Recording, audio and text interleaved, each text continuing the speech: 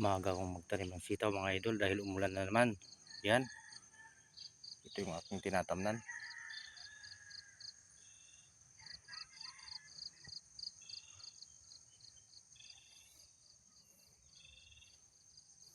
Yan na.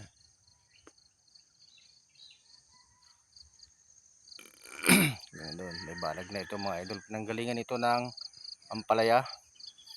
Kaya tamnan ko na. Sayang naman yung balag.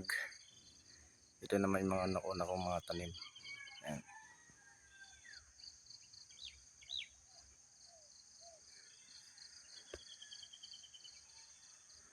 Yan mga idol. Magkakatabi lang sila. Dudugtungan ko na itong sitawan ko. Yan.